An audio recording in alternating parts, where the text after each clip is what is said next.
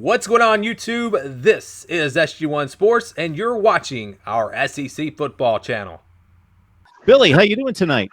Doing well. Ready to talk some football. Yeah, let's get down to it. So we're going to cover all the positions on the LSU Tigers. So everybody certainly join Billy and the rest of the staff there at In the Valley Shook, and you can lock it in right here as we survey LSU's units for 2019. We'll start at quarterback when we see Joe Burrow. When you look at the numbers from last year, it looks a lot like Danny Edling in regards to production. Pretty pedestrian, but solid. Didn't turn the ball over. Only the 5 interceptions, 58% completion percentage. So what was your assessment of Joe Burrow last year based on what the hype was coming into August practice? I think more or less he kind of met it. I don't know that anybody was expecting him to come in and set the world on fire. The biggest thing you think you could say for him is that he improved over the course of the year. You know, his last 4 or 5 games, you know, he really played a lot better. He looked a lot more like what I think most people expect a good quarterback to look like. And of course, he had the big bowl game against Central Florida, throwing for nearly 400 yards and a couple touchdowns. Against A&M, they didn't come away with the win, but he really, I think, played his behind off and ran for some big yards and ran for a couple scores and threw the ball well. And I think if he can build on that, and I think if the offense around him can come up, because that offense in general didn't have the same personnel that LSU's been used to the last couple of years. The running game wasn't quite there. The offensive line was really banged up. They never had that running game that they could lean on to kind of cover for a quarterback the way they've had the last couple of years. So Burrow had a lot on his plate. And he really, he had his struggles early on, but he made some throws in big moments. He was really good at having a game that to the naked eye looked good, and then you would look at the stats after the fact, and he would be, around 50% or a little under 50% in some cases in completions, but you still felt like he played well. He didn't make a lot of mistakes. He didn't make a lot of plays, but he got the ball out. He didn't turn it over. Some games he'd have 4 or 5 passes that he threw away just because there was no play there. And over the course of the year, you saw him get a little more confident. You did see that lead to some more mistakes in some games, but you also saw him start to make more plays. And I think if the rest of the offense can come together around him, you can see him, take a nice step forward this year.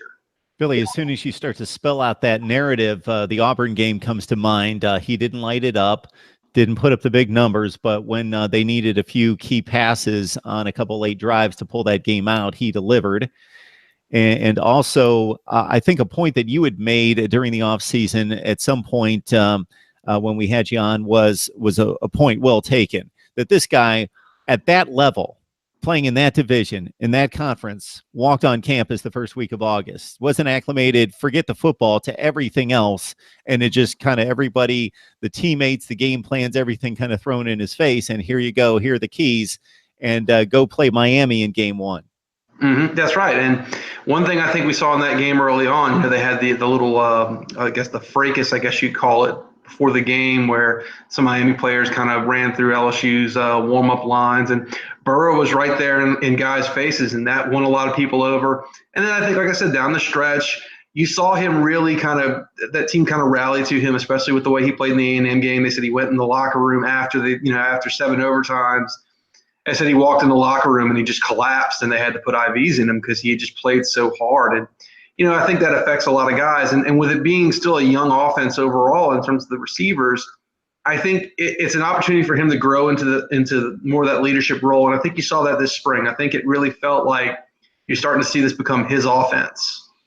It was about this time last year, Billy, we were talking 3 and 4 quarterbacks when we were talking about what the competition was going to look like in the spring and then going into August. Burrow is obviously the guy for 2019, but God forbid he goes down.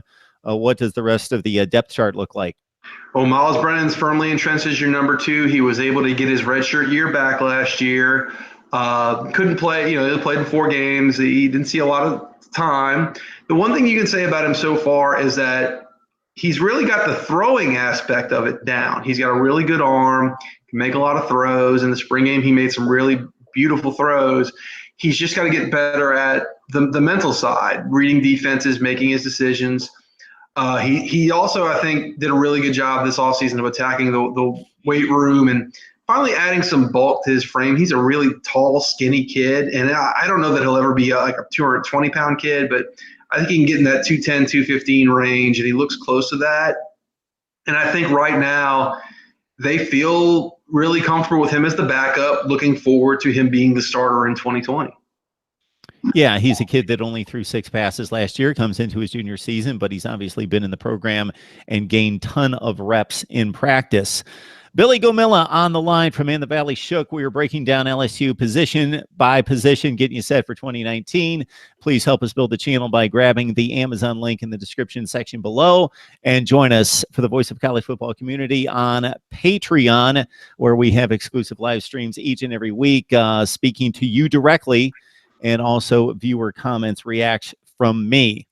All right, let's move on to the running back position, where the first thing that strikes me with Nick Brissett taking a 1,000-yard season on to the next level, possibly, if things work out for him, is that between him and the other main running backs, we're looking at very pedestrian numbers. Of course, the offensive line very much plays into that, but the running game wasn't necessarily anything close to what we've seen in the past when it comes to a super dynamic player in the backfield, nor the support from the offensive line.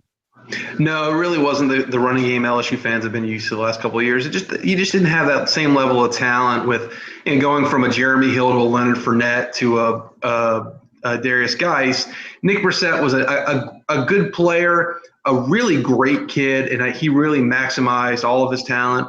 But the talent level just wasn't there. He'd had some injuries in his career. He just never had the kind of breakaway speed, and he was kind of in between. He wasn't super. He wasn't small, but he wasn't really big. And Clyde Edwards-Helaire as a backup is a nice change of pace guy. I think a guy who might be able to add a lot more value this year as a receiver, but not really that workhorse running back. Doesn't really have that breakaway speed to really kind of take it to the house. We saw in the bowl game he breaks a kick return on the first play, but he gets run down from behind. He had a couple long runs against Georgia, but he couldn't quite take any of them into the end zone.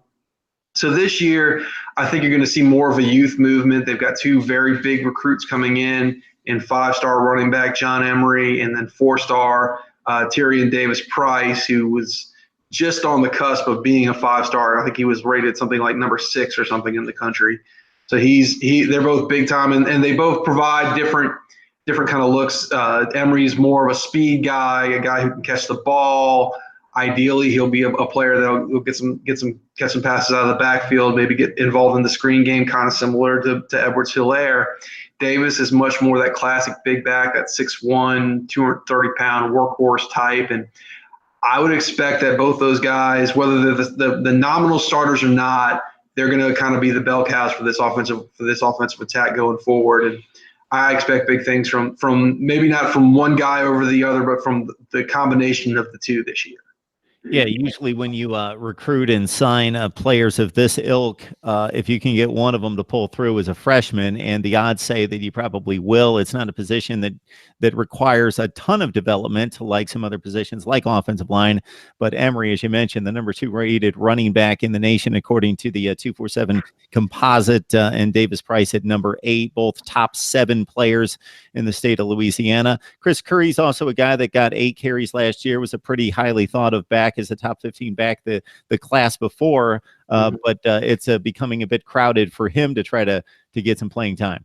Yeah, I think that's part of what makes the dynamic interesting is you got Emery and Edwards-Helaire, who are kind of similar in that they're more of that space guy, that speed guy, that guy you want to get on the edge.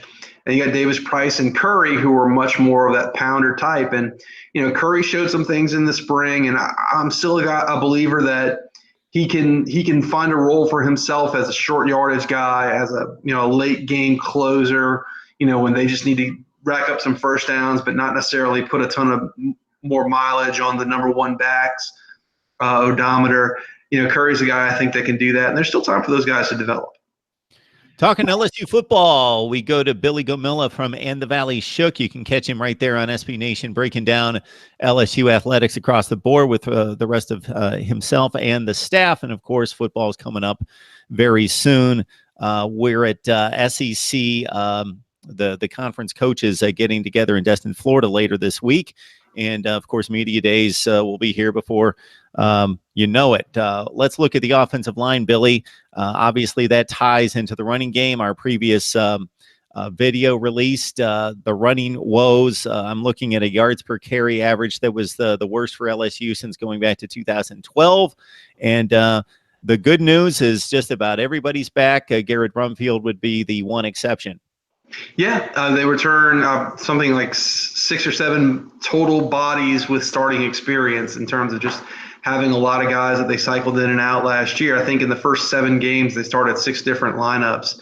The Rock is definitely going to be Lloyd Cushenberry at center, who kind of a question mark last year and was really, really solid for just about the whole year. He really struggled in the Alabama game against Quinnen Williams, but so did most centers who went up against Quinnen Williams.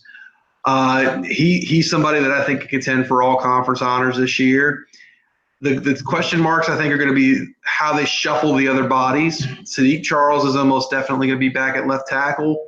Big key for him is staying healthy. I think, has the talent to be an NFL draft pick at that position. He's a big guy, great athlete, quick feet, played goalie in soccer in high school. So, he's a heck of an athlete and really quick.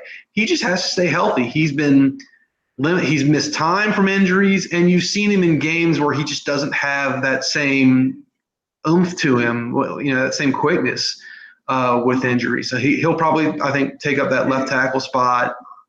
Inside, Damian Lewis, the big JUCO transfer from last year, will be back at one of the guard positions, probably right guard. They could flip-flop depending on how they line some things up. He struggled a little bit at times, but you saw the talent with him. I think he's definitely primed for another big year. Or at the right tackle spot, you've got Austin Deculus, who back for his second year starting. He also saw some time as a true freshman. Big kid, still looks like he's trying to find his way a little bit, and I think also needs to stay healthy. I think he's also been limited by some injuries, but he may be better off as a guard, but for right now he's a tackle. And finding that other guard spot is going to be interesting. You may have Ed Ingram, who was a freshman all-conference pick in 2017, missed 2018 with a legal situation. Looks like he may be back. That's not set in stone yet. You got Adrian McGee, who's going to be a senior, who's played some tackle, played some guard, started the Miami game last year.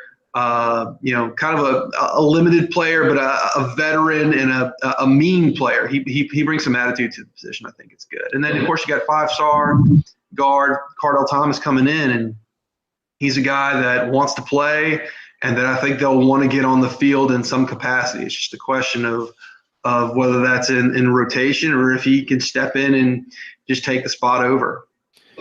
Billy, I'm looking at a depth chart and just counted up 8 upperclassmen, meaning juniors and seniors, and reading the good and the bad and so forth on a place called In the Valley Shook. So it's a good rundown right there. We can point everybody to that to supplement what we're discussing right here in terms of the offensive line and what to expect for 2019. And the Valley Shook, just check it out. That was posted on April 4th. So I guess it's the age-old question in college football when you have a positional unit that underachieved last year, but just about everybody's coming back. Is that a good thing or a bad thing, especially when you recruit at the level of LSU? But certainly they're going to give it another go with another year of development for these guys, with much more expected from the running game and certainly to contend in that division. And Joe Burrow being a very good quarterback, but maybe not a guy that wants to carry the entire offense on his shoulders. It's going to be very important that this group steps up. Yeah, I really think the offensive line is the key to the whole offense. And, you return a lot. We see a lot of examples of offensive lines kind of gel over the course of time and get better. You see more examples of when a unit like that returns a lot of starters, even if they weren't great, they tend to kind of get better together. The big key will just be keeping everybody healthy, keeping that continuity, because the way LSU wants to run its blocking scheme, it's very predicated on teamwork, on zone blocking, on combination blocks and things of that nature, and tagging who's got this guy and who's going off to the second level and things like that. And continuity is a big part of that. And getting that back for this group, I think, is the important thing. If they can really gel together and find, I guess, 6 bodies that they know they can count on game in, game out. The 5 starters plus that one guy that can sub in at different spots, in games to give guys a breather. I think they can really put something special together with this group. But that's the key. Quarterback is always the big question mark with LSU, but for the last couple of years between Burrow and then even Danny Etling before him, it felt like you were comfortable there. You may not have had a great playmaker, but you had somebody you could trust. The big key as to whether or not this group will come back is whether or not they can protect him and help make that running game be that constant that he can build off of and create those, stay in good down and distances, avoid 3rd and long, and create play action opportunities to take those shots down the field. Yeah, I always thought it was to be a very strange dynamic in regards to the importance of the position versus the anonymity, because it's the only position on the field that has no statistics whatsoever that people actually look at.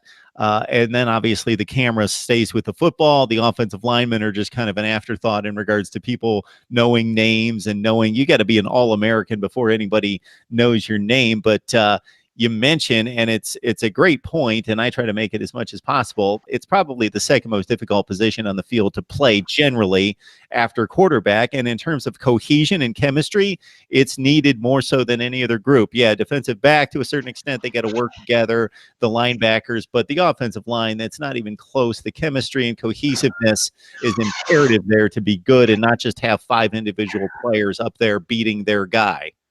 Yeah, and like I said, last year they started, I think, 6 different lineups in 6 games, or it might have been 6 of the first 7. They had different lineups every week. And Brumfield missed, I think, a good half the season. Charles missed a few games. Deculus missed some time.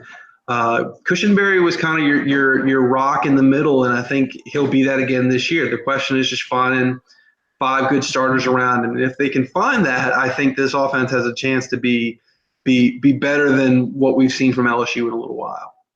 Talking LSU football with Billy Gomilla from In the Valley Shook. Please join him and the rest of the staff there on SB Nation. We'll have Billy back very soon to break down the rest of the units on the LSU team.